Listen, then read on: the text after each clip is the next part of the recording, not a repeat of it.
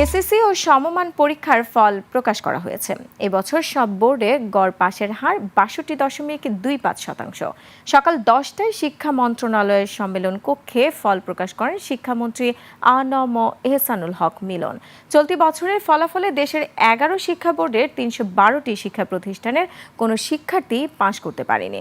ঢাকা শিক্ষা বোর্ডের পাশের হার ৭১.৬৩%, রাজশাহীতে ৬৩.৬৭%, কুমিল্লাতে পাশের হার ৬৫.৪২%, যশোরে ৬৬.২৭%, চট্টগ্রামে পাশের হার ৫৯.৪৮%, বরিশালে ৬০.৩৫%, সিলেট বোর্ডে ৫৮.৩৩%, দিনাজপুরে ৫৮.০৫%, ময়মনসিংহে ৫৭.৩৯%, মাদ্রাসা ও কারিগরি বোর্ডে ৫৫.৪৯% ও ৫৮.২০%।